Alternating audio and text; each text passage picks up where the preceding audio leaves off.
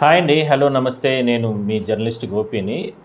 అయితే ఈ మధ్య కాలంలో కొత్త ప్రభుత్వం అధికారంలోకి వచ్చిన తర్వాత ఈ కౌశలం అనేటటువంటి ఒక ప్రాజెక్ట్ ఏదైతే ఉందో అంటే ఆహ్, నిరుద్యోగులకందరికీ, యువతీ యువకులు నిరుద్యోగులకందరికీ కూడా చదువుకొని ఇంటి దగ్గరే ఉండి ఇబ్బందులు పడుతున్న వాళ్ళకందరికీ కూడా ఒక మంచి అవకాశం ఇవ్వాలి అనే ఉద్దేశంతో ప్రభుత్వం ఒక నిర్ణయం తీసుకోవడం జరిగింది. అందువల్లనే కౌశలం అనేటటువంటి ఒక ప్రాజెక్టుని కూడా రూపకల్పన చేసి దానికి సంబంధించి ఉద్యోగాలు ఇవ్వడానికి అంటే ఇంటి వద్దనే ఉన్నా కూడా వాళ్ళు అంటే ఆన్‌లైన్‌లో అటెండ్ అయ్యి దాని తర్వాత ఉద్యోగాలకు సంబంధించి కూడా చేసుకునే విధంగా కూడా ఏర్పాటు చేయడం జరిగింది. దానికి సంబంధించి లేటెస్ట్ అప్డేట్ ఒకటి వచ్చింది. దాని గురించి నేను చెప్తాను.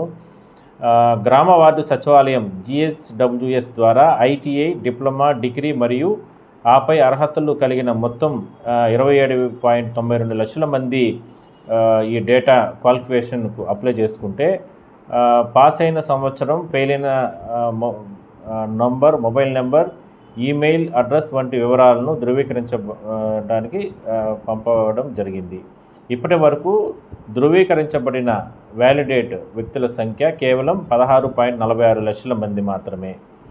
మరణించిన డెత్ మరియు ఆసక్తి లేని ఓకే అయినది అంటే అన్నీ కూడా పరిశీలన చేస్తుండేది, డాక్యుమెంట్స్ ఇవన్నీ కూడా పరిశీలన చేస్తుండేది దాదాపుగా 16.46 లక్షల మందికి, అంటే రాష్ట్ర వ్యాప్తంగా ఉద్యోగాలకు సంబంధించి కౌశలం ప్రాజెక్ట్ ద్వారా మరణించిన అంటే ఇవన్నీ అప్లై చేసుకున్న తర్వాత కొంతమంది చనిపోయిన వాళ్ళు వచ్చి వాళ్ళు అదేవిధంగా నాట్ ఇంట్రెస్టెడ్ వాళ్ళు ఎలిజిబుల్ చేయబడతారు. వీళ్ళందరినీ కూడా ఎలిజిబుల్ చేయబడతారు.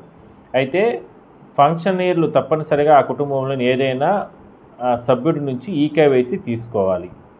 వెబ్ కెమెరాలు మరియు మైక్తో కూడిన హెడ్ ఫోన్లను మున్సిపల్ కమిషనర్లు, ఎంపీడీఓలకు ఇప్పటికే సరఫరా చేయడం జరిగింది. కోసం కంపెనీలకు అందించడం జరుగుతుంది. అన్ని ఫంక్షనీర్లు తప్పనిసరిగా హాజరై ఈ సర్వేను అక్టోబర్ 16, 2025 లోపు పూర్తి చేయాలి. ప్రభుత్వం ఏం చెప్తుందంటే గతంలోనే మొత్తం డేటా అంతా సేకరించడం జరిగింది. అసలు రాష్ట్ర వ్యాప్తంగా ఎంతమంది నిరుద్యోగులు ఉన్నారు, వాళ్ళు అంటే ఏ అర్హతలో అంటే చదువుకొని ఉన్నారు వాళ్ళందరూ కూడా ఒక డేటాని కనుక కలెక్ట్ చేసుకోగలిగితే కానీ దానివల్లనే కౌశలం ప్రాజెక్టు అవంతా కానీ మనం తీసుకోగలిగితే పూర్తి స్థాయిలో కూడా మనం నిరుద్యోగం అనేది లేకుండా మనం చేయొచ్చు. ఎందుకంటే మనకి ఇవాళ రాష్ట్రానికి సంబంధించి ఎన్నో రకాల పెట్టుబడులు వస్తూ ఉన్నాయి, ఎన్నో రకరకాల కొత్త కంపెనీలు వస్తున్నాయి. వాళ్ళకు ప్రభుత్వమే ఈ డేటా ఇస్తుంది, మనం వెతుక్కోవాల్సిన అవసరం లేదు. చదువుకున్న వాళ్ళు, యువకులు మీరు ఇళ్ళ కాడ ఉన్నా కూడా మీరు పోయి జాబ్ కోసం ఎత్తుక్కోవాల్సిన అవసరం లేకుండా ఒక డేటా అనేది కనుక మనం చేసుకోగలిగితే కనుక ప్రభుత్వం దగ్గర ఉంటే ఆ ప్రభుత్వమే దానికి సిఫారసు చేస్తుంది. ప్రభుత్వం సిఫారసు చేస్తుంది కాబట్టి ఖచ్చితంగా ఆ కంపెనీలు కూడా ముందుకొచ్చి వీళ్ళందరినీ కూడా తీసుకునే అవకాశం అయితే ఉంటుంది. అందువల్లనే ఈ కౌశలం ప్రాజెక్ట్ ద్వారా అప్పట్లో ఆధార్ కార్డు కానీ అంటే డిగ్రీ క్వాలిఫికేషన్ సర్టిఫికేట్, డిగ్రీ కానీ ఎంతవరకు చదువుకుంటే క్వాలిఫికేషన్ సర్టిఫికేట్స్ కానీ అదేవిధంగా మిగిలిన డాక్యుమెంట్స్ అన్నీ కూడా గతంలోనే గ్రామ వార్డు సచివాలయాల సిబ్బంది, అదేవిధంగా ఎంపీడీఓ ఆఫీస్ కార్యాలయాలు వీళ్ళందరూ కూడా కలెక్ట్ చేయడం జరిగింది.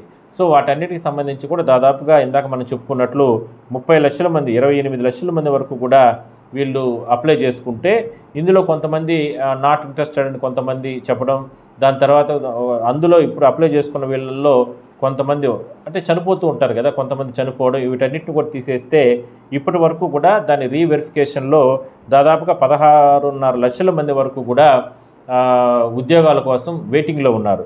సో ఈ డేటానంతా కూడా ఇప్పుడు ప్రస్తుతం కలెక్ట్ చేయడం జరిగింది. వీళ్ళకు కొన్ని ఆన్లైన్ ద్వారానే కొన్ని పరీక్షలు కూడా పెడతారు. దాంట్లో వాళ్ళు ఉత్తీర్ణులైనారంటే ఖచ్చితంగా ఆయా కంపెనీలకు సంబంధించిన వాళ్ళకందరికీ కూడా వీళ్ళు ప్రభుత్వమే రెఫర్ చేసే అవకాశం అయితే ఉంటుంది.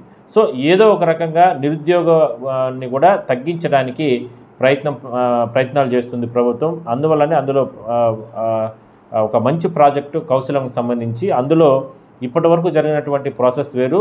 ఇప్పుడు తొలి దశలో ఉద్యోగాలకు సంబంధించి వీళ్ళు ఒక అడుగు వేయబోతున్నారు. వీళ్ళు ఎంతమంది సెలెక్ట్ అవుతారు, వీళ్ళు సెలెక్ట్ కాని వారికి కూడా మళ్ళీ అవకాశం కల్పిస్తారు. ఇంకా రకరకాల కంపెనీలు ఉంటాయి కాబట్టి వాళ్ళకు కూడా అవకాశం కల్పిస్తారు.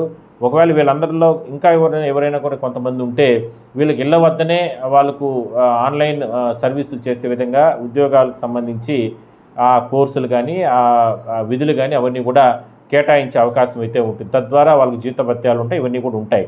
సో ఇవన్నీ కూడా ప్రభుత్వం ఒక పద్ధతి ప్రకారం, ఒక ప్లానింగ్ ప్రకారం చేసుకుంటూ వస్తుంది. ఇదొక మంచి శుభపరిణామంగా మనం చెప్పుకోవచ్చు. ఎందుకంటే కౌశలం ప్రాజెక్టు చాలా అద్భుతమైన ప్రాజెక్టు నిరుద్యోగులకు సంబంధించి. ఎందుకంటే ఉద్యోగాలు లేక నానా రకాల ఇబ్బందులు పడుతున్న తరుణంలో ప్రభుత్వమే ముందుకొచ్చి ఇలాంటి వాళ్ళందరినీ కూడా వెలికి తీసుకొని వచ్చి గ్రౌండ్ లెవెల్లో వాళ్ళకి తీసుకొని వచ్చిన తర్వాత వాళ్ళ డాక్యుమెంట్స్ అవన్నీ కూడా గవర్నమెంటే కంపెనీలకు ఇచ్చి వాళ్ళకు ఉద్యోగాలకు అవకాశం కల్పిస్తున్నారంటే ఇది ఒక మంచి శుభపరిణామం. అందులో తొలి అడుగు పడింది. తొలి అడుగులో ఇంతమందికి అతి త్వరలోనే మంచి అవకాశాలు వచ్చే అవకాశం అయితే ఉంది.